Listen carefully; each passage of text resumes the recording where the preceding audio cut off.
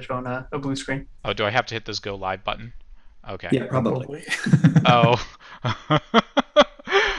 Let's All do that right. again. Yeah. So I hit the go live button and it Hey, should be running.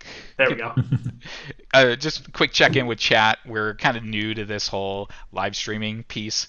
If you can see us waving and talking, can you just type in chat? Let us know. I saw Mark Brown post something. Woohoo! Yeah, great. Alessa letting us know that things are going good. Cool.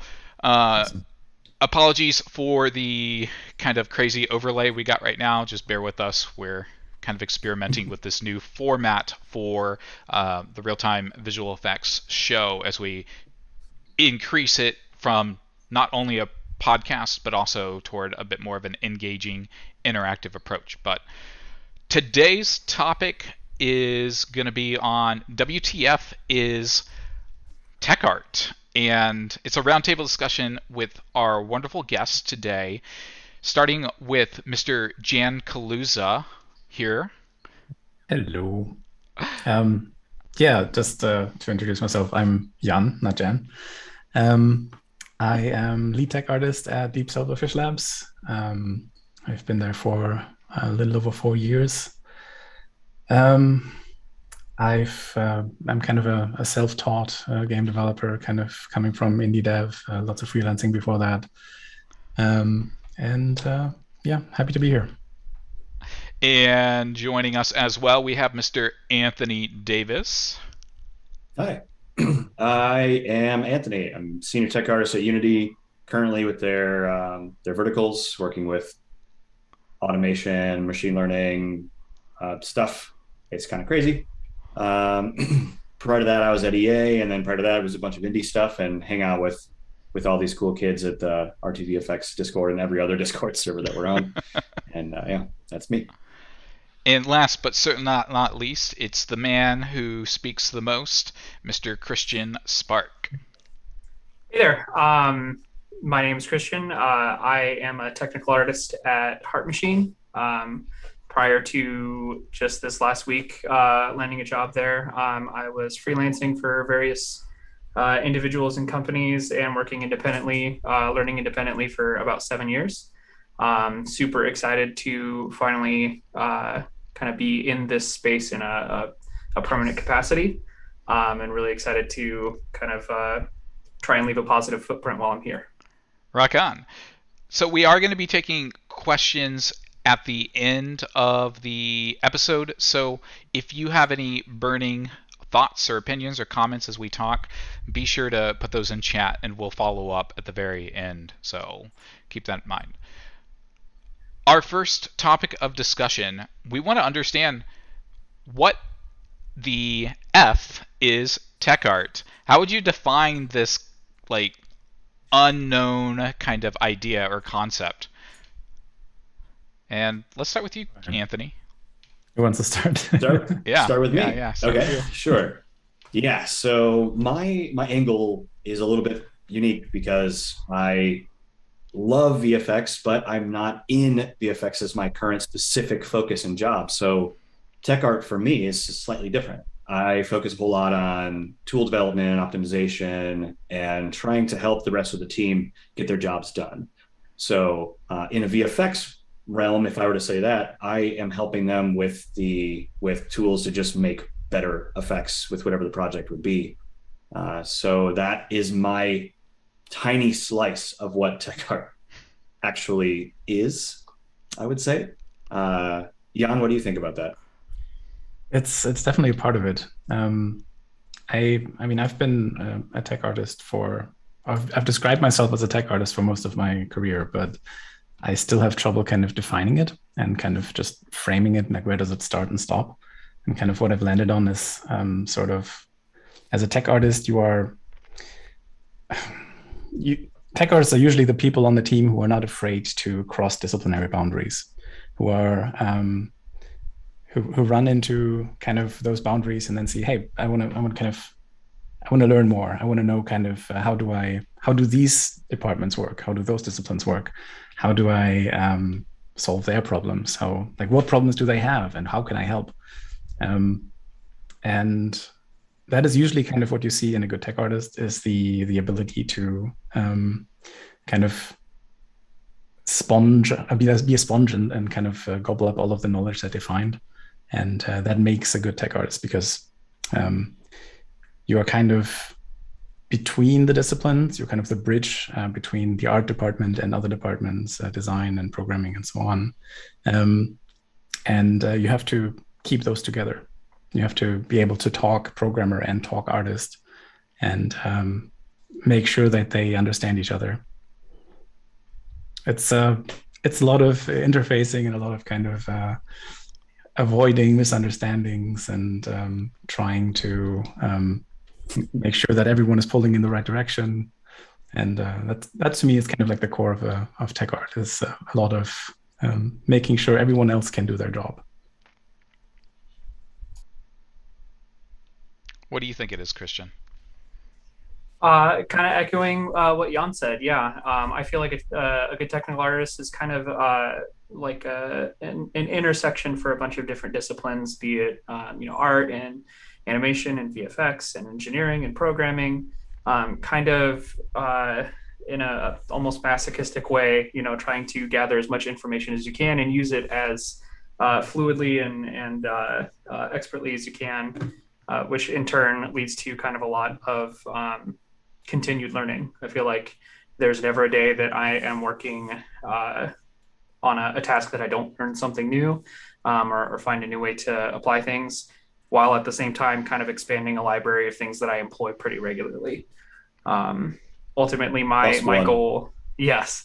Ultimately, my goal as a tech artist is to try and make other people's lives and jobs easier with tool sets and solutions, and sharing knowledge and understanding of a broad range of how things work, kind of on a more advanced art plane, if that makes sense. Absolutely. It seems like a lot of times tech artists have their hands dipped in every single part of game development. So you are kind of the catch-all, be-all in a lot of ways. Specifically today, I want to take that scope because that's really, really big, right? And I want to try and bring the conversation specifically around tech art and how it pertains to visual effects, either on the film side or even in the game side. So can we kind of discuss how VFX artists can work with tech artists? And I know sometimes the tech artist is the VFX artist in companies, but how does that kind of like execution and that learning process work within the VFX realm? So I don't know anything about film, right? I haven't worked on film before, but in terms of where the boundary is between VFX and tech art, once again, that's really difficult to say. Like there are some. It depends on the studio where they draw the line and how they define what a tech artist is. I think we'll probably get into this a bit later as well, but from my experience at work, we usually let the VFX artists do all the VFX, obviously. But if they run into kind of a functionality wall or something that requires very specific attention to performance optimization or constraints or direct interfacing with any kind of gameplay logic that needs custom hooks to be set up and so on, that is kind of out of the scope of what a VFX artist does, then tech art helps out. That's kind of that's how it is here, right? Yeah. So it's interesting you're talking about company differences, right? So at Unity, since we're not game development centric, we're game have engines, so other people's can be a creator, right? So a lot of the jobs that tech artists have in Unity is more professional services, very PS oriented. So by doing that, the tech artists in this case are enabling other people to be better at their job in their company. So it's like another step removed from what does your company do with tech artists. So it's very unique. And when we're hiring, we always look at, okay, tech artist is actually a super generalist with a side of something. So we have an environment tech artist who understands C# or Python or whatever, but also understands that section of an environment, understands some interior design, understand architectural work. That is that flow. And then we can train. You can always train somebody the tech side of that portion over time within onboarding portions. So I think that it's interesting that we're talking about what is, and then who defines what is different, very different. Yeah, I think it's often like, my suspicion is that studios define tech art as the things that no one else can do. So it kind of Yes. It ends up being like the realization, hey, we need someone to build tools for the artists, and all of our programs are busy, and none of our artists know programming, so we need someone to do that. And I guess that would be a tech artist, right? And so I think in a lot of studios, then that kind of becomes kind of runs itself in that same direction, and it's kind of historically grown what tech art means in that specific studio. And I think it's always kind of filling the gaps left in the skill sets of the rest of the team. Like, for example, say you don't have a lighting artist in your studio, for example, right? Then maybe it falls to a tech artist to do, I don't know, the color grading, post-processing. But then you hire a dedicated lighting artist, and then the tech artist no longer needs to do that because there is someone who does it. But often tech art, I think, can be the catch-all discipline. And like you said, they're generalists. It's, yeah, it's super interesting. It's something different every day.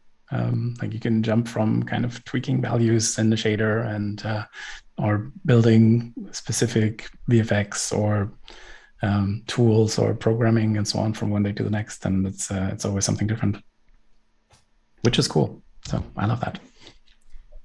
Definitely agreed. You guys kind of set the stage perfectly for that answer. That I feel like generalists in whatever engine or discipline they're using, especially actually cross-discipline generalists, have a really good mark for tech art, kind of being that general safety net that not just kind of hangs there and waits for stuff, but also is kind of reaching in and helping with solutions kind of along the way. Expanding the possibility space of what your team can do, and empowering other people to do their best work is the way that you do your best work as a tech artist. I feel it's a really nice kind of inner social dynamic as well with the team, where you kind of get to be involved in a lot of conversations that otherwise kind of mainline roles you might not get to experience as many portions of the development process. So makes it really exciting. I'd love to dive into some of the specifics. We've talked kind of like of the overarching kind of thought of what is tech art, and I'm curious why it's important, but specifically what on a day-to-day, some of the activities that we take place, especially in the skills, the tangible and the intangible. What is that for tech art? And I want to start this with Jan talking about this idea of like being in a problem-solving mindset. What does that all mean? Yeah, this is something that we talked about in the preparation for this. So one of the most important skills I think that a tech artist can have is being able to systematically tackle and approach any kind of problem. That it usually means understanding the problem first, like what exactly is the thing that people want to achieve or that I want to achieve. Sorry, it's going to be a bit abstract now and maybe a little bit a bit weird, but maybe we can go into specifics after this.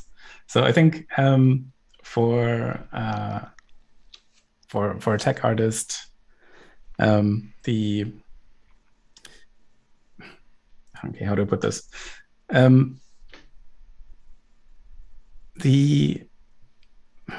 game dev, like we always have to kind of reinvent the wheel every new generation, like every new project, because tech moves so fast, expectations change and rise, and studios want to do something different after their current project.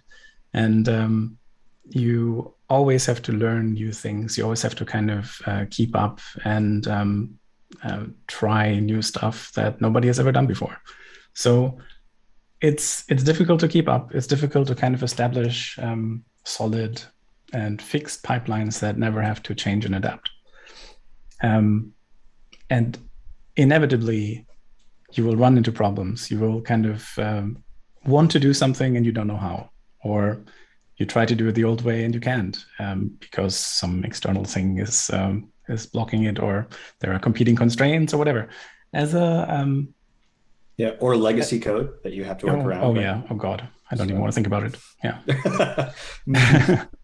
But to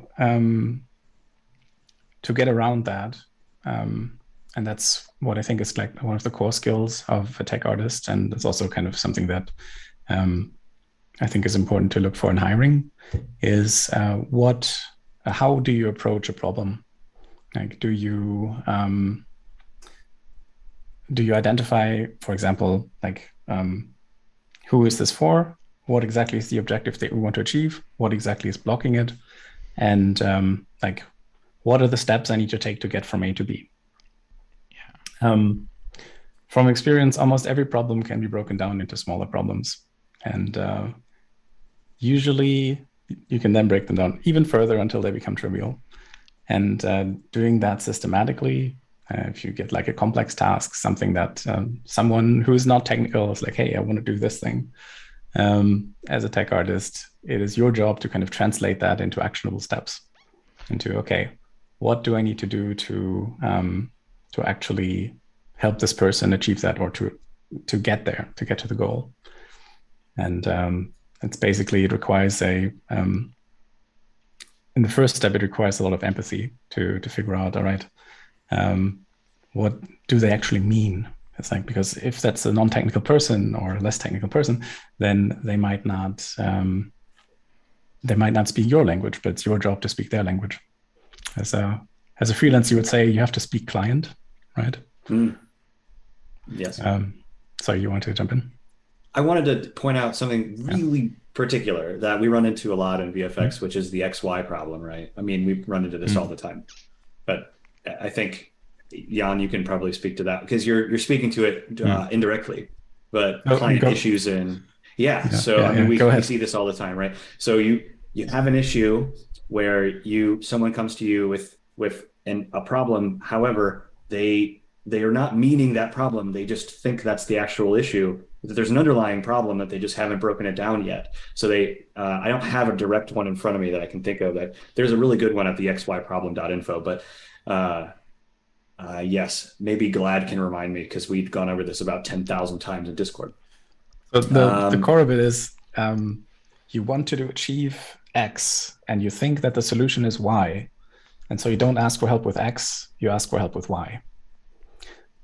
And why, I mean, not why as in the question word why, but like the thing that you're trying to do that doesn't work, that might not be the best approach. So one of the most useful questions in game development for tech artists, and I think for every technical person, is what do you want to achieve?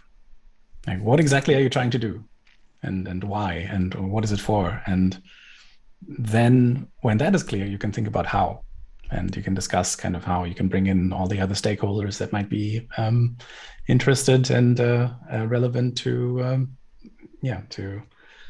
keep that on track and make sure that departments don't really, That's perfect. Sorry. Glad. Yeah. How do I stop panning texture from jumping when I counter animate the speed? Right. Oh, well. Yeah. Were there any examples, maybe Christian, you have one, of a time when you did have to problem solve in your work or in some kind of technical problem in the past? And as Jan was kind of giving us a blueprint of this idea of like X and Y, or even like reverse engineering the problem, I was curious if y'all had some personal experience of actually following that. Sure. I'm trying to think of a recent solution that I can discuss. I'm kind of realizing now that I haven't done as much like personal independent work this year as much as I've done contract work, and then now work that's like under NDA with a studio. To kind of keep it at like an abstract level, I think that there's an attitude that I personally have to take towards looking at a problem or a stack of problems at the beginning of the day is that I may not immediately know the solution, or I may have a few different ideas for solutions, but I know in the past, as I've been patient with myself and with the process and with the people that I'm working with, that I've always come to a solution. And so kind of so it can be a little bit scary going in and not knowing an immediate solution for something, because I feel like maybe as tech artists, sometimes we feel like we have to know a little bit of everything because we're reaching into so many different areas. I think an additional challenge is having the kind of confidence in yourself to know that you're going to come to that solution at some point. I'm trying to think of a particular example of this, but nothing is immediately jumping out to me that I can say at the moment. Yeah. All of my stuff this year has been all that NDA on stuff, behalf of other people. Yeah. So Yeah. yeah. It's the same here. Sorry, I have to be abstract a lot of the time, but I think what you said is an interesting point as well. Like, you often get asked as the tech artist, okay, how do we do this, and can we do this, and like, you are expected to kind of know the answer to all of the problems, right? A part of that for a well-functioning team also needs to be that you feedback, hey, I don't know yet, but I can find out, right? Give me a day and I will run a few tests and see what we can do to solve this particular issue. Yeah. I want to shift to another topic that tech artists deal with a lot, and VFX artists kind of deal with this on time to time. In fact, VFX artists, it's very rare that you find a VFX artist who is both like amazing at tech and amazing at art. Typically, they kind of lean toward one side or the other. And for a lot of VFX artists, they lean on tech artists to manage shaders or material building, especially when you're looking into like Unreal, very math-heavy things. So, Christian, I was wondering if you could talk to us a little bit about what are shaders and why are they important, and how do they exactly work? Sure. So a broad level, the shader pipeline just kind of tells a given pixel on screen or on a model what it should be doing based on a variety of different variables, how you want it to behave. So in the context of VFX, you want something that maybe spawns a particular shape and you want it to dissolve in a certain series of shapes, or like a grid, or a hexagon dissolve, something like that is like a really common VFX thing. Something on that side is going to be utilizing a particular texture and panning through the alpha level of it and using that as a basis for that dissolve function. Shaders have the capacity to be extremely powerful. They also have the capacity to be super, super expensive. And so it's important to kind of step back when you're developing a particular shader solution for something and trying to decide if it is like pragmatic to be using this solution, or is there something that can leverage something a little bit lighter that can achieve the same thing. You look at like a site like what is that? The shader website, not Shader Toy. Shader Toy. Thank you. You look at something like Shader Toy, and just last week, I think somebody built like an entire volumetric cloud path tracer that can run in a web view, albeit at like 14 frames per second or something like that. But just the tech behind a single shader that's generating such an intense image is a great example of how much power there is behind shaders, and what they can be used for, especially in conjunction with other systems like VFX. Yeah. That's awesome. a lot. That's a lot. Which is what shaders are, right? They're a lot. They're a lot. Yeah, it's a Yeah. big rabbit hole for sure. One of the things you mentioned about shaders is that they can be really expensive. And us working with shaders all the time to create very unique particles, we have to be cognizant of performance and optimizing those shaders to go well. One of the things that falls kind of under the tech artist belt, along with in tandem with the VFX, is performance optimization. But what exactly does performance optimization mean? Can you take that, Jan? Sure, it's one of my favorite topics, I think. Um, so this comes back a little bit to being someone as a tech artist who doesn't respect disciplinary boundaries so much. Because in order to make something like on, like a shader that works well, you have to understand like what does the art team want to do, like what exactly is the VFX artist or the environment artist or character artist or whatever, what exactly are their requirements and their needs, and how do I make actually something that is maybe even better than what they expect. But at the same time, you need to have knowledge about, okay, how does my renderer work? How, like, what requirements does the engine have? What abilities does the engine give me to do stuff? And you kind of have to, sorry, we're getting to optimization in a second. You have to kind of understand how all those parts fit together, and you might be tempted to look under the hood with profiling tools like, I don't know, RenderDoc or something like that, and see how things work in other games or in your own game. And then you get more insight into how things actually work. And so that's, for me, that's always something that's very motivating, kind of trying to understand things like how does the machinery work, right? And when you have that knowledge, you can often kind of shortcut specific problems by saying, all right, we have this situation here, the scene in a level where I don't know, when this effect plays, it's super expensive. And there are lots of kind of common problems that I think people are also colloquially familiar with, like overdraw, or in earlier times, poly counts were very expensive, ever very relevant. Nowadays, it's more about kind of concurrent poly counts on the screen.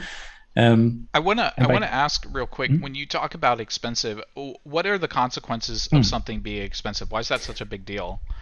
So you have to consider that if you have a game that runs at 30 frames per second, that means that your entire game frame, that entire image, needs to render in 30 times per second, which means you have 33 milliseconds to render the entire image, to do everything. And then you have to do that 29 more times. And if you double the frame rate to 60, then you only have half the time to do everything.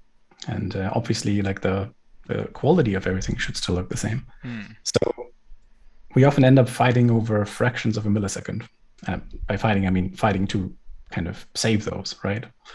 And when you have things that that aren't built optimally, or that are built naively or something like that, then it can cost a lot. And a big part of optimization is identifying what those are and finding ways to, keep things looking as pretty as it did, but being as cheap as possible. So expensive and Anthony cheap or refers to kind of the Christian, time. do either Yeah. of y'all have examples of how you've been able to optimize something in the past?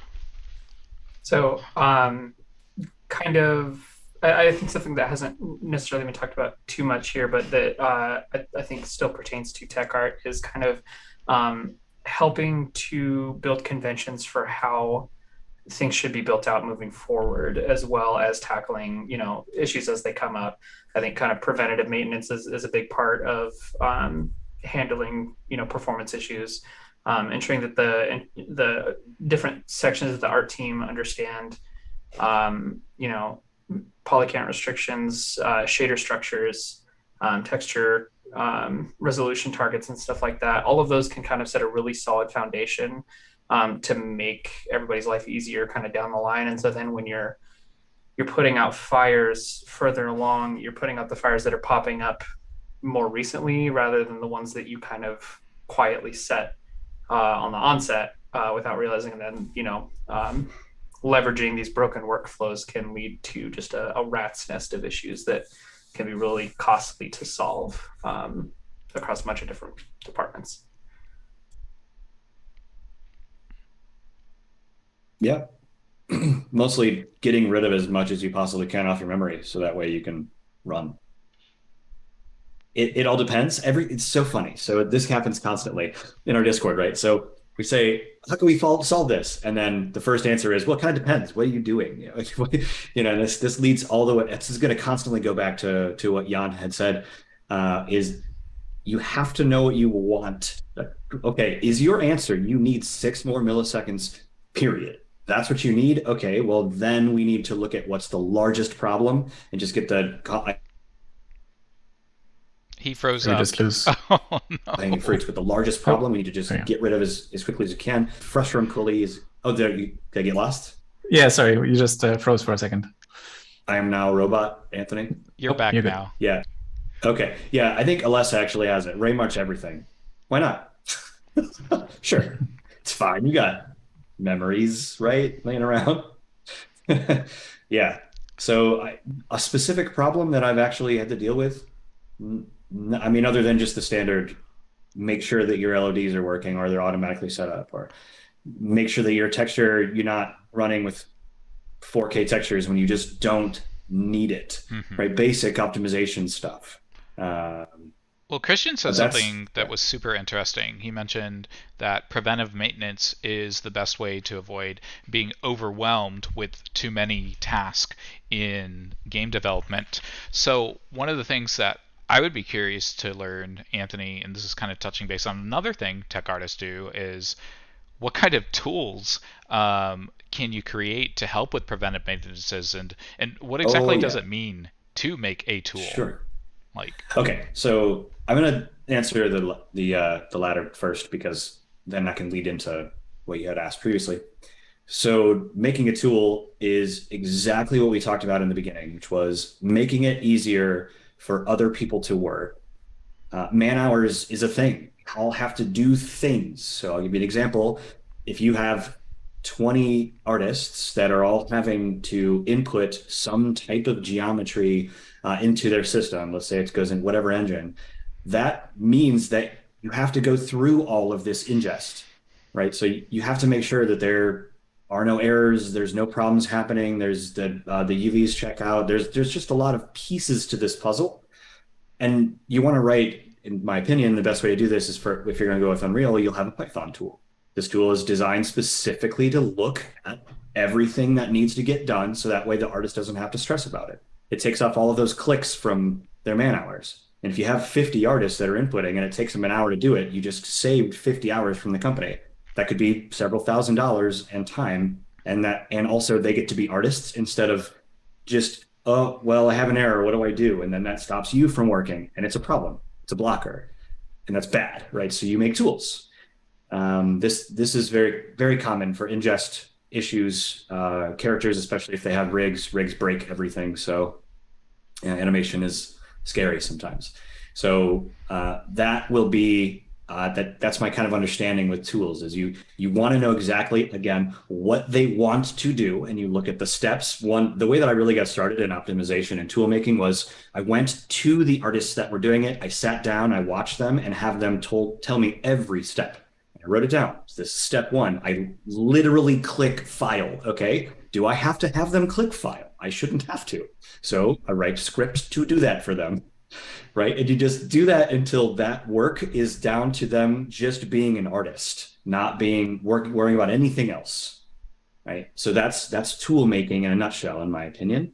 And then what you just mentioned in the former, which was Christian's concept here of preventative maintenance in ways, is knowing that the ingest is going to have problems with this certain area down the road for optimization. You don't want to pre-optimize too much, but you want to look at the big swaths. Does this have an LOD? If not, you're not accepting it. If it's not, the LODs maybe have to say in the name, the geo, like LOD : or whatever, then you check for that. Is there that in the mesh? Okay, no, sorry, you didn't do throw out an error. No LEDs. You got to do this again, artist. And then that saves people some time. It's very preventative. And yeah, that's what I would do in that case. What do you think? Yeah, I think that's it's really good, really helpful to kind of automate as much and kind of to Yeah. automate all of the checks that you would have to do manually, because it can free people's minds, right? And just focus on what they want to do and what they're good at. Now, we're going a Yes. little off of the questions that we had earlier, but where does AI fit in all this? Because you keep talking about automation. Mm, Like tech art okay. and AI, is there a future? Yes, there is. So there's Art Engine, which is a different way of thinking for things. Art Engine has an AI model dealing with masking systems. So if you need a mask, it just knows because there's openings in certain areas, and it notices the pixel difference and contrast difference, which creates the mask. Which then you don't have to spend time literally drawing out the mask, which that's kind of done in some other studios as well or other applications. But um, it's difficult to speak to creating automated tools in that way. You need to have a human touch to know what those tasks and those lists, the steps that you're going to take as an artist, per or as a programmer or anyone. You have to.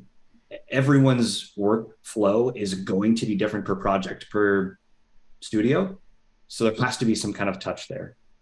Um, Anthony has a high instruction count. Christian, yeah. Um, I think, right. sorry, Yeah. maybe maybe a more interesting topic for AI is actually in rendering. Yes. Oh, good call. Yeah. Because, when ray tracing first came out, it right out of the gate came with like an AI-based denoiser. And now we have things like these upscaling solutions like DLSS and so on. And I think are also kind of using machine learning or AI models. And the benefit there is basically saving time and preserving quality, time as in time in the frame, right? And I think that's probably the most promising application of AI for the moment, just kind of in the renderer. In tools, I think it's difficult because you would basically have to teach an AI to think like a tech artist, right? To understand the team and the needs and so on. I think there are probably very limited applications at the moment in very specific things like masking, for example, or in content creation tools. Right. A lot of that I think is very promising, but like, yeah. All right. I don't think It's we can be entirely automated just yet. it's difficult to think. So if you think machine learning models, their purpose is to find a high percentage of what is right from the learned model. And if you automate all of the taskings through an AI model, then everything ends up becoming brown, right? It's all just a muddle. So it's difficult. You have to provide contrast, and most probability concepts go to a median or go to whatever curve and distribution curve you're going to set up. So you can't set a MI. I don't think that you can do that currently. It may happen when we go into quantum world and we're all about to die, and that would be great. And hopefully we all get to go and put our heads into the internet and become the Matrix. But yeah, So, I don't know, man. It's a I really unique like question. food, so maybe that's Me not too. really that good of an option. Man, that's fair. I wanted to ask about people that want to get into tech art. I see them pop up every once in a while on Discord or the forums, and they're like, how do I become a technical artist? And there's not really like a clear career path. It's not like you can go to school and like learn. What are your thoughts on that? What some advice do you have to some aspiring tech artist? Yeah, I'm just going to give a quick one here. Go have life. Um, you design and understanding to be a tech artist, you need existence. You need to not just play games only. You really have to go live a bit.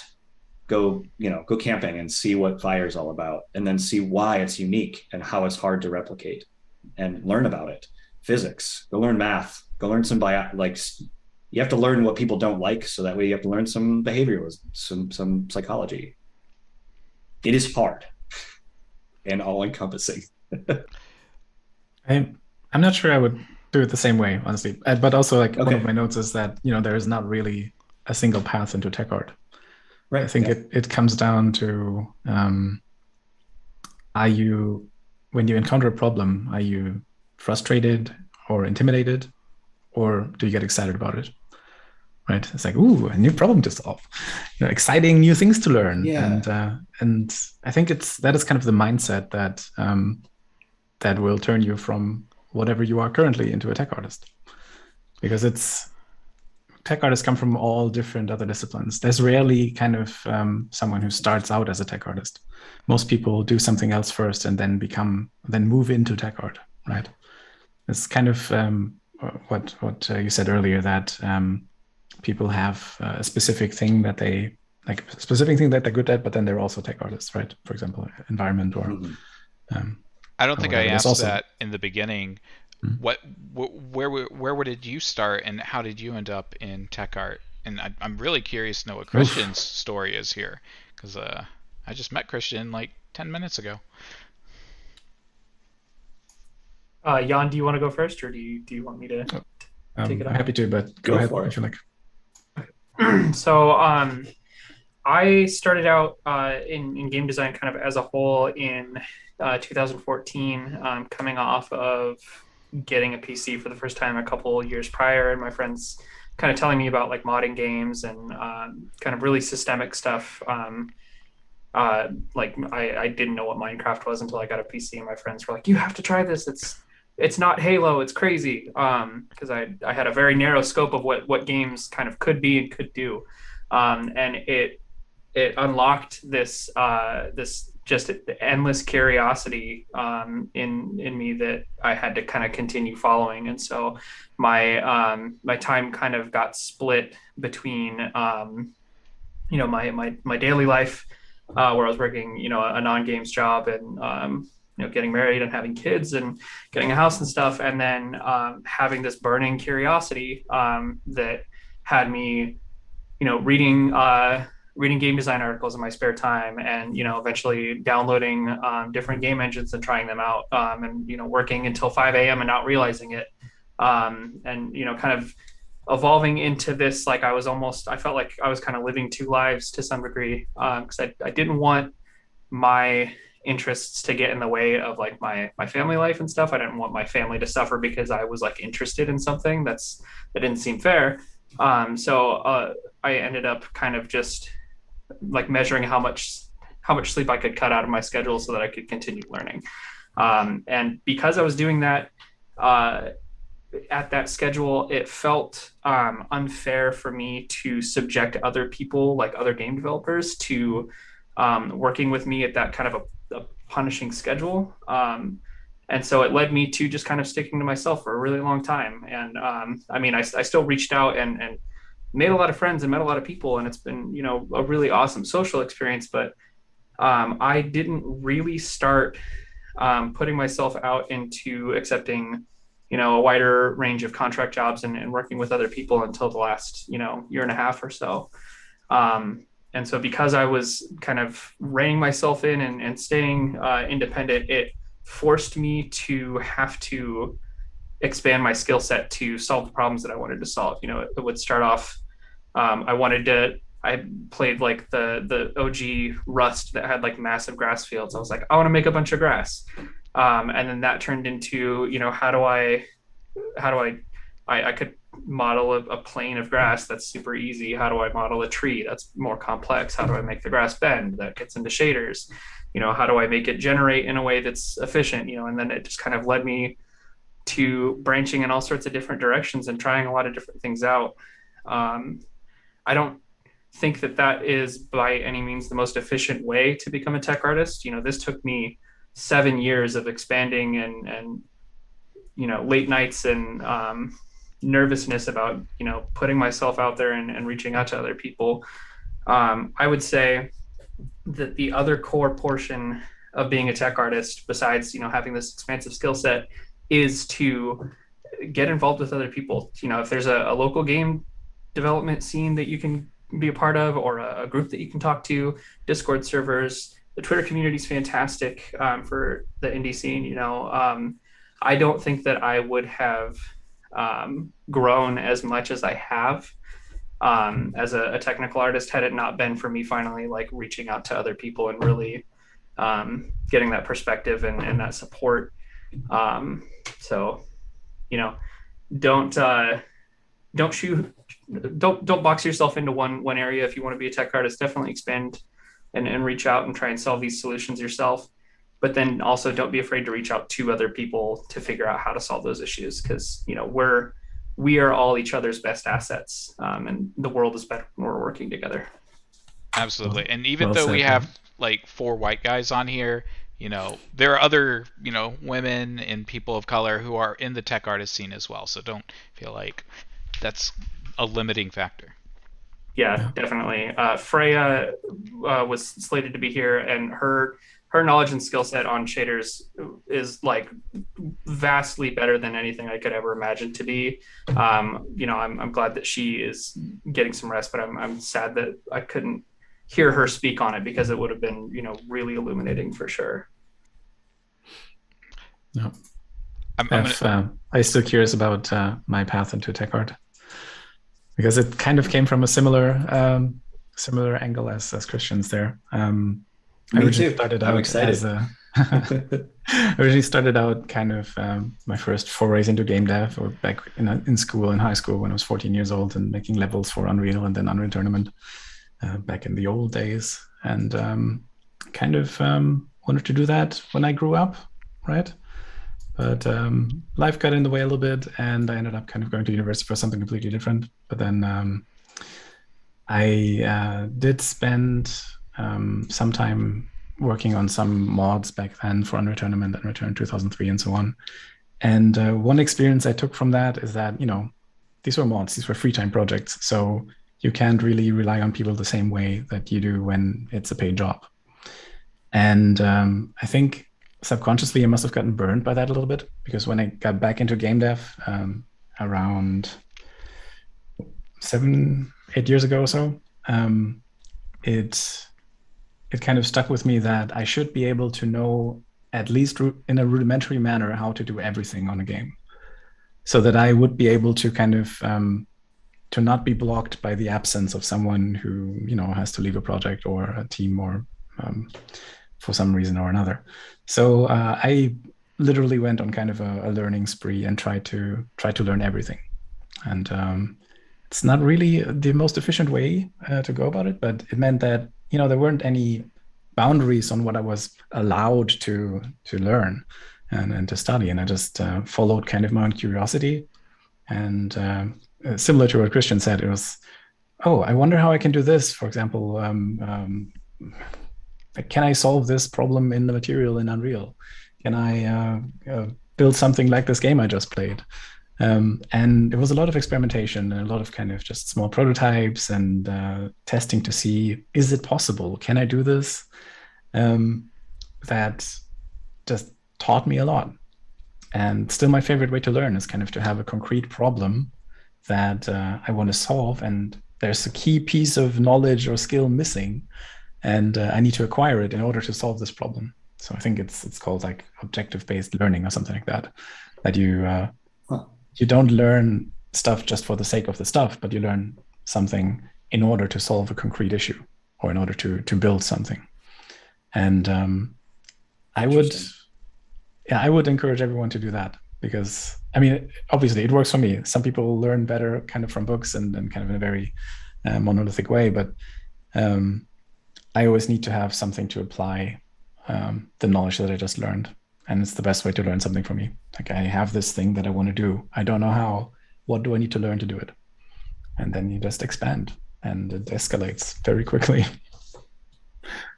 That's really interesting. I should have added, there's this thing that I'm really reading into a lot recently, which is about the learner mindset, or growth mindset. And this is very common within a lot of tech artists that I ask these questions to people that I work with. And every single tech artist has the same concept of, this is what I think is right. But if you tell me, and if you show me that this is right in a different way, I now update my right after I check my assumptions, right? And I kind of allow my biases to kind of falter, just go away because cognitive bias happens, but I allow it as much as possible to say, I'm not right, but this is how I understand it currently, right? So something that I wanted to say that so my background becoming a technical artist, technically I started as a technical artist in the AAA world, but if I don't go by titles, I was 5 or 6 years in the indie world, just putting every hat on I could. I designed, I did business, I did everything. I learned programming, understood blueprints, did materials, textures, modeling, animation, rigging, scripting as much as I could of that, as much as possible, because I wanted to make something. I had something in mind. But you reminded me, Jan, just what you said about looking at something and you want to learn it. I was playing Satisfactory last night, and I stood on some Great game. sand, and it's fantastic. And there was some footprints, and I was like, I don't even remember walking on this. But then wait, there's footprints. So I just looked down and started running around and looking at the footprints. And now, like, well, this is very interesting. It looks different. It almost looks like it has displacement on here because there's an actual animation to this. Now I have to go make this. So then I like literally quit right there at that moment, and I had to start messing around. So I think that thing, which is this is so interesting. I need to touch this. I need to break it down and understand what's happening here is very common amongst technical artists. And I don't know how to specifically define what that is, except for curiosity, possibly. But yeah, that defines my life as a tech artist is, ooh, I want to do this. Yeah. Go do it. Definitely agreed. Yeah. My friends, my non-developer friends, really don't. I mean, they like playing games. We like playing games together, but they also joke that they hate playing games with me because I can't see a new piece of tech in a game without being like, oh, I bet you that's this and this and this, and then I get into I start nerding out over it big time. That's Stop something looking I at the see. wall. Yeah, exactly. Yeah, exactly. I think that's something I see with a lot of tech artists online that I've met, that they will take on a personal project because they saw it in a game and they wanted to figure out how it works, and so then they go and build it out. I did the same thing with I played Red Dead 2 and I saw the snow, and I wanted to figure out how the snow worked over such long distances, and that led to like a 2-month project of digging into it, and it was great. It was a super satisfying thing. So I think that's something really common with tech artists for sure. One more thing I want to add to how do you get into tech art. I think it's probably easier to grow as a tech artist in smaller teams where you have to wear many hats.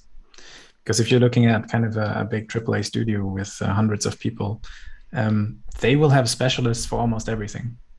So like I mentioned earlier, the gaps that you have to fill as a tech artist become much more defined and much smaller.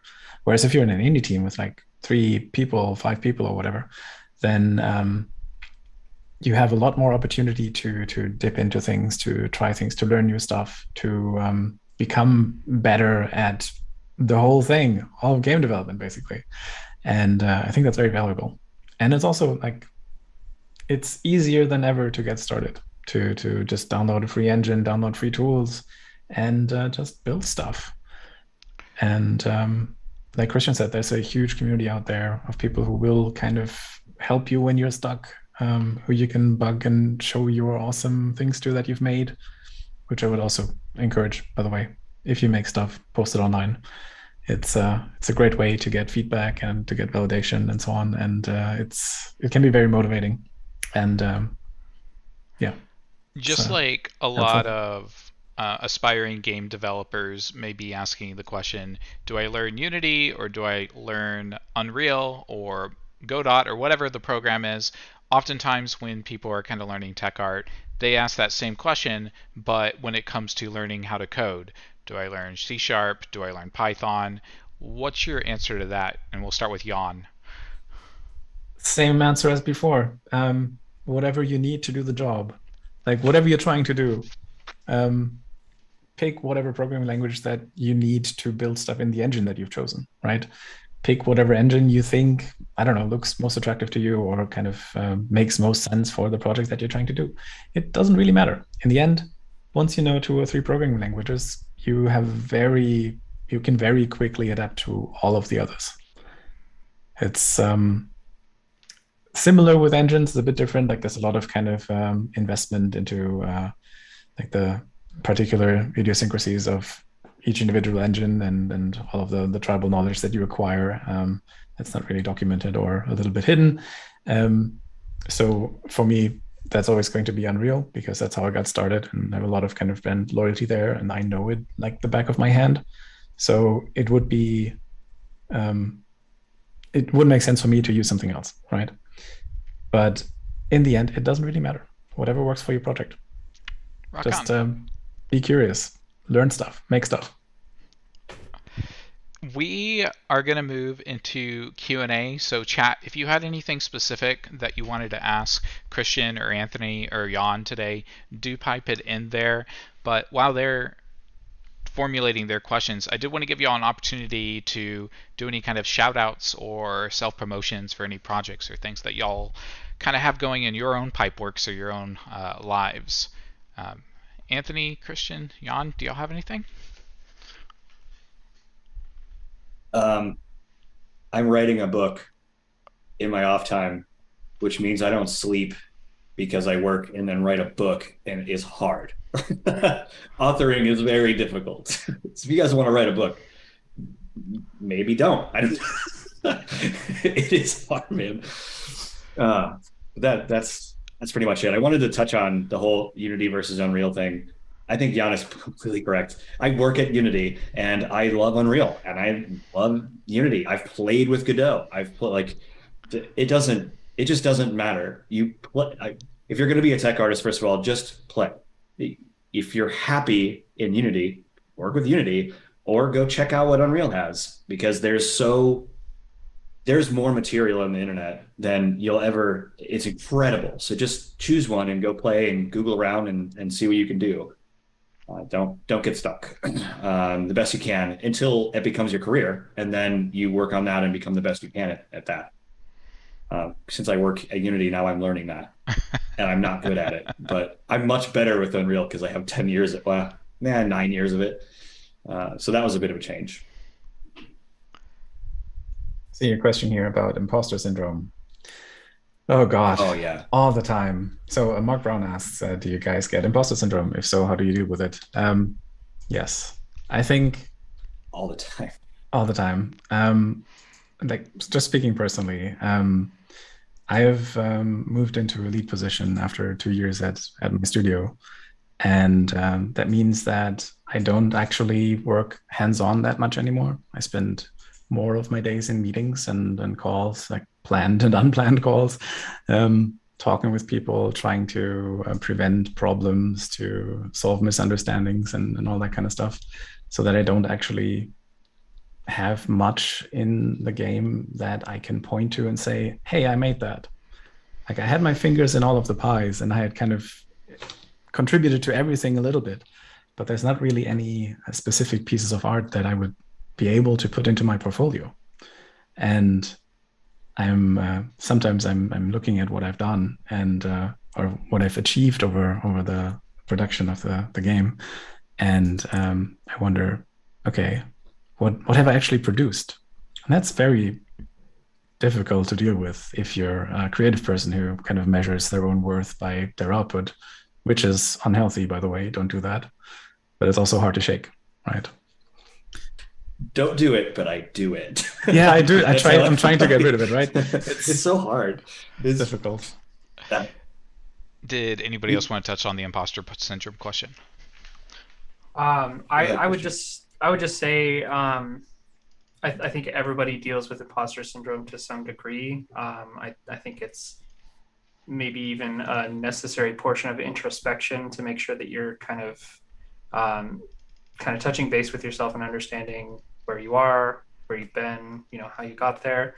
I think when it gets to the states where it starts making you really feel unsure about yourself, about your potential, about your contributions to your team, I think it's important, kind of bringing back what I was talking about earlier, to surround yourself with good, genuine people to, be a support network for you, because everyone deals with it. And it's not even as much as like, reaching out and trying to fish for compliments as much as it is knowing that other people are dealing with the same thing, and that they dealt with it last week, and knowing that it will pass, and you'll come across something that'll make you feel really fantastic.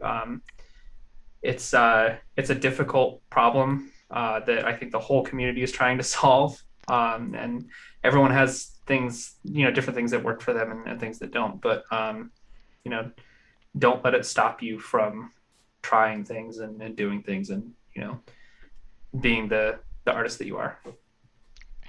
We got another question. What's the one thing?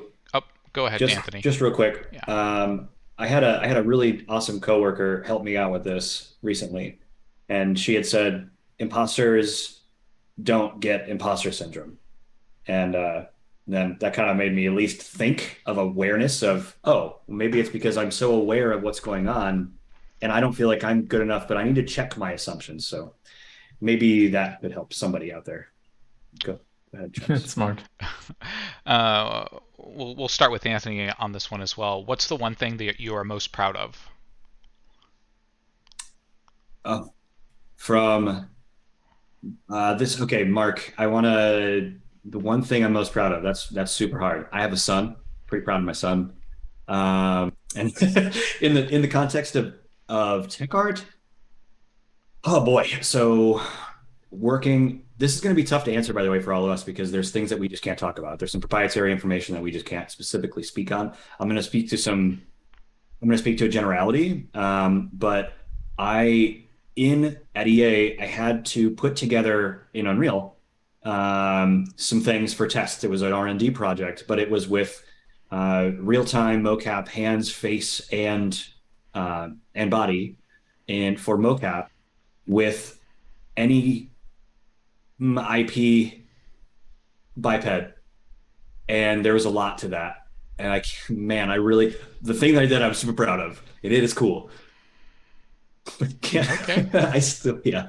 So it's so tough to talk about things you can't specifically chat on, right? For NDAs. Mm-hmm. But it was with mocap, and it was real time. What about you, Christian? Equally so. I have 2 kids, and they make me proud every day. They're ridiculously cool little people, and they get cooler all the time. And they make me feel lame all the time too, which is hilarious. That's what they're supposed to do. They're doing their job. In the realm of tech art, I don't know that I can say it's the one thing that I'm most proud of. One of the things that I was, I guess, most excited about was starting out. There was when I was kind of figuring out what kind of like art style that I have, because I come from like an environment art background. There was a game that got some really early coverage called Way to the Woods, by this guy Anthony Tan from Australia. Super fantastic guy.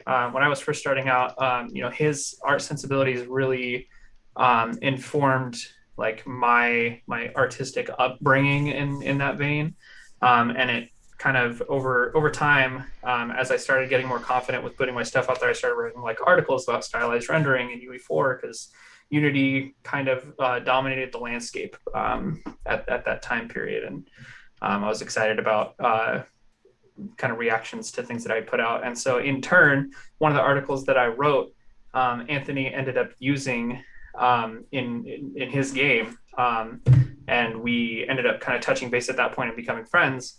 And then circle back to all the way this year, I actually got to work on Way to the Woods with him, which was like a dream. It was like something that I was super excited about when I first started, to get to contribute to something like that, that had like a big personal meaning to me, and is such a fantastic project. I can't talk about what I did on it yet, but it is tech art centric, and it was an honor to be able to contribute in that capacity, for sure. Jan, did you want to share? It's share the keyboard. difficult for me. For me, it's usually I don't know. I try not to dwell on things. The keyboard. So, the keyboard. People want to see the keyboard. Okay. Yesterday I built a keyboard, and it's this right here. Got to hear the clicking clacks. Okay, there you go. That's it. For the fans. No, but in terms of work, I don't know. For me, when something is done, then it's usually I don't know. Maybe I don't take enough time to celebrate, but it's usually okay. What's next? Right. I try not to kind of measure my enjoyment or my satisfaction at work by what I have produced, but rather by the process. Like, am I working in a team that is open, fun, and warm to work with, and so on? Is the process enjoyable? Maybe, sorry, this is going to be weird. Maybe I'm proud of shifting my mindset from what it was before to that. But also, like, the things that I'm proud of at work, I can't talk about. So yeah, I'm sorry. Yeah. Next question. You did the tech and the art, and it's really cool. Yes, yeah.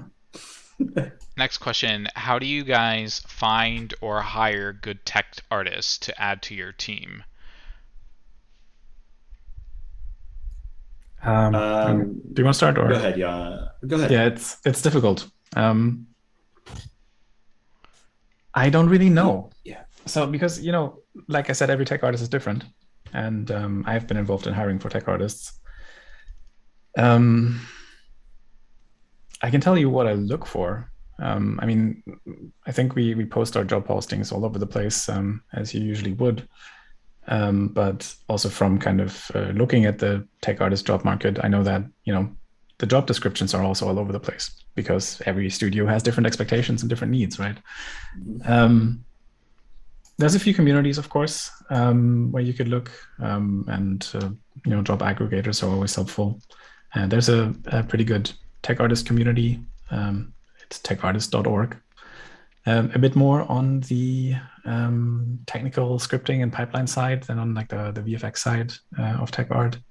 But it's a very nice community, and they have a job board on the forum there. As for like how to phrase job postings, I try to be as specific about the needs that we have and the requirements that we have as possible. So, for example, if on the team there's already a pretty good kind of scripting skills and like a few people on the tech art team, then that's not necessarily something that would be emphasized in the job post. But then it would be about, for example, I don't know, shader creation or optimization or whatever the biggest need at the moment is. I think as a tech artist, if you're looking for work, you have to look very specifically at the job descriptions, because you might end up in a tools programmer position when you were looking to be doing technical VFX, right? Yep. Or a rigging position when you've never done that before or something like that. So it's important to be specific. That's good. That's a good insight to talk about what the forward-looking metrics, especially. The answer is the same. It's difficult to find. Looking communities is fine. Writing your job post, be specific. And then the secondary part. I'm just going to speak to Unity because we're hiring quite a few tech artists right now. We do look for someone who has done something. They have some kind of specialty a little bit, but enjoy looking out to bring more teams into that or out of that. And the problem with this is we tend to find people who are in that role inside or out there in not a tech art job in the very beginning, if we're looking for juniors anyway, that they have done environment work, but then we look at their portfolio and they also have VFX, or they also have lighting, or they also have modeling or rigging. And then we talk to them about what we'd like to do during that day. And then if they seem interested, then there's a further conversation. But it is difficult. Talent pool and tech artists is very hard to hire for because the jobs are usually specific and generally they're already hired. It's hard. Yeah, that's the other problem, right? Everybody's always looking for tech artists. So you have to kind of also offer them something that makes them want to join you, right? It's difficult. next question here. Earlier we asked what you were most proud of, but now what is the hardest thing you've had to do? Christian. Animation. I have so much tremendous respect for talented animators who like to animate. I've reached into a bunch of different artistic mediums in game development, and animation was one of them, just out of necessity when I was working on personal projects for myself. And it is incredibly challenging to create convincing animations that are like fun to look at and they look natural, and then to do it 70 more times to get everything all the bases covered. I for my personal projects now, I abuse the skeletal retargeting system in UE4 because I've just conceded that I can't animate fast enough to generate anything well. So I have one single animation that I built that I was really proud of, that was like a run animation, and it took a week. And at the end of that week, I was like, this is great, but I can't do this. And so I started looking for animators to work with, and then that took me off of that path for sure. Yes, Lewis made a good point. Tech animators. Whew. That's a Pegasus unicorn with mithril armor. There's that's impressive. What was the question? Hardest thing to do? Okay. So for me, I recently had to work with a digital twin of the Earth with actual WGS84 Earth scale units in a 32-bit engine, right? Which I'm so sorry. So I've had to learn matrix math, and I am not good at it yet. I'm still learning, and it seems like I'm trying to learn Latin that was designed by and only created with like Asian symbols for letters as opposed to alphabets. So it's so hard for me to really wrap my head around fully. And then taking objects that are coming in with lat longs and altitudes and being able to place them in the proper way. So shifting all of this motion and in a very high precision situation. It was just very hard. It took some time. I had to go to MIT, OpenCourseWare, and literally take math courses to finish my task. Oh wow! Hey, at least your work let you do that. That was on my off time. Oh. I had the task. I just had to do it, and I had to do it. Yeah, but I like it. Sorry, good. Yeah, this is kind of the tech artist mindset, right? What do I need to learn in order to solve this? And then you just went to MIT. So. Yep. It's free. I can't just turn down free education. It's so hard. Yeah.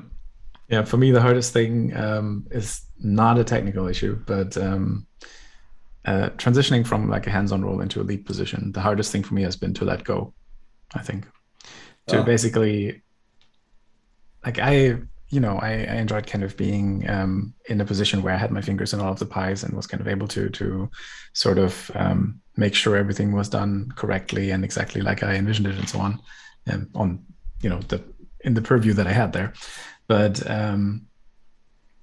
it's different when you're leading a team, and that's been kind of a pretty difficult transition for me to wrap my mind around, because you need to set requirements and kind of set the expectations of the tasks that you give to people, but you can't dictate how they get there. You can be there, and you should be there to assist and to mentor and to help problem solve if they need it. But like I had to learn to give people the room to make their own decisions and solve stuff in their own way. And that is often very different from how I would have done it. But if it kind of achieves the predefined objectives that have been set, then that is good enough, even if I would have done it differently. And that kind of letting go of that particular expectation of how stuff is done, I think that was probably the most difficult thing in my career so far. Absolutely. We are gonna. Oh, Anthony, you want to say something? I wanted to respond to Andreas here, Mr. Glad. So I did that on my free time because I'm a silly human and I like these things that I do. So just do it in my off time, anyways. I got in trouble for doing that. My manager actually said, "Why did you not do that during work hours? You need to spend time with your family on your free time." And so he had said this exact same thing.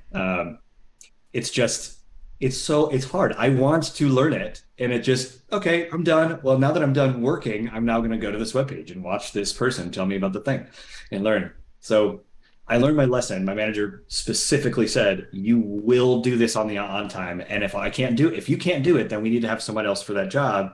So there has to be some time for spin up and just take your hours out on your scrum, right, on your board. So yes, so I just wanted to respond to that for Glad's sake. Now he can sleep at night because he knows I'm okay. And for the listeners on the podcast side who are not at the live stream, Andreas Glad is one of the pioneers that we've had on the podcast in the past, so you may have heard his voice, but he's participating as a listener here in the YouTube chat today. So that's who Anthony's talking with. We're gonna wrap this up with the last two questions for the Q&A. If we have any other questions, we'll be happy to take those offline, but for now, we just want to be able to wrap this up.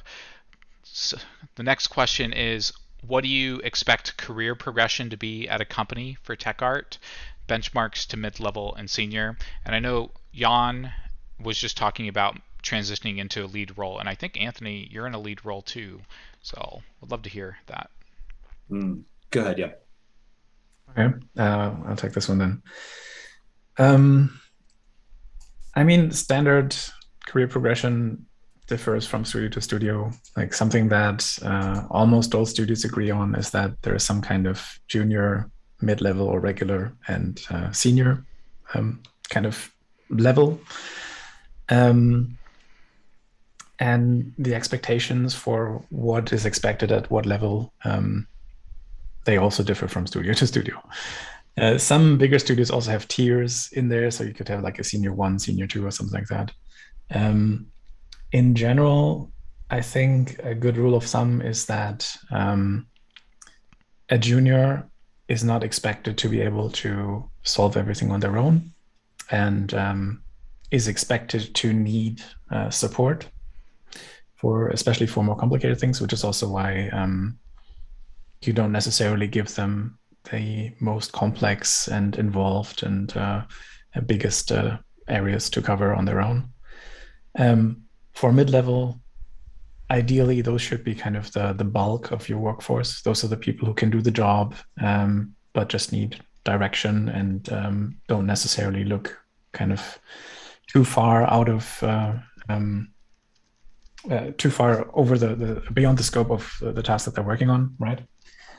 And seniors would be expected to be kind of like a fire and forget thing. You give them a feature or a system or a piece of content to work on, and they will by themselves figure out all of the open questions, keep all of the stakeholders in the loop, arrange whatever support they need from other departments and so on, and are able to handle all of that self-sufficiently, I think. After that, it becomes a bit more complicated. You usually, or often in some studio, like I said, it differs from studio to studio, but there's sometimes like a bifurcation into a lead path, which is more manager stuff. You become less hands-on.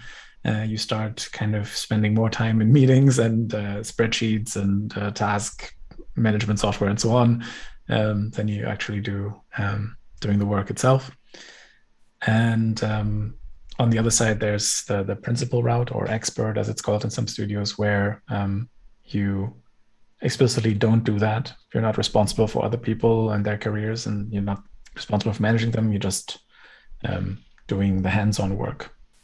But you will be expected, even more than a senior, to own entire feature sets and be kind of the driving foreman for that entire thing. Anything to add? Sure. I'm trying to read the question here.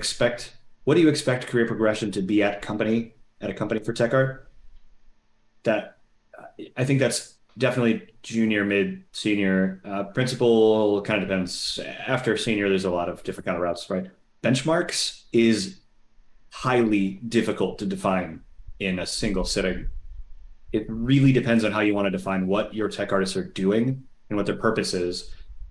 For me, as a senior, I'm taking a lot of ownership on what it is that our tech artists in our team do specifically, as well as if I have a task, I'm owning it 100%. I don't, if I need support, I will reach out to another team for support, not from within my own team generally, unless I'm trying to have a teachable moment.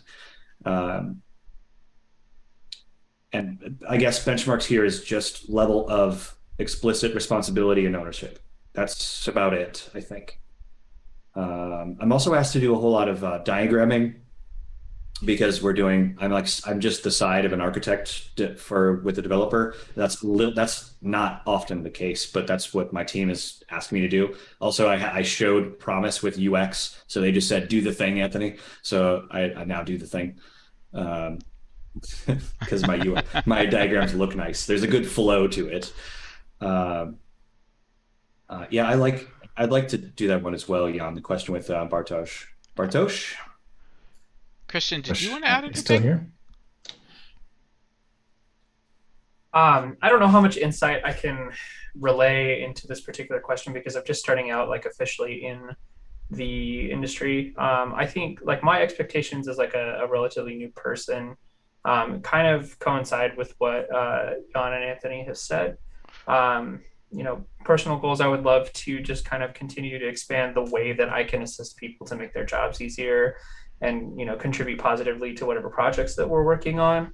My long-term goals are kind of still undefined because I'm just, dipping my toes in, so to speak.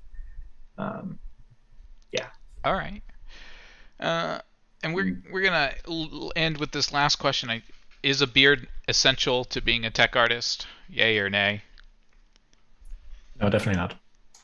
It helps though. I think it's a symptom of being a tech artist, not having time to shave. Rock on. Hey, everybody, thank you so much for coming on to today's roundtable to talk about WTF is tech art.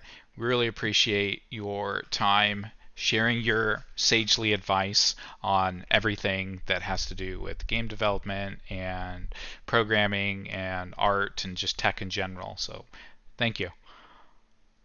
Thanks for having us. Yes, thank you for having us.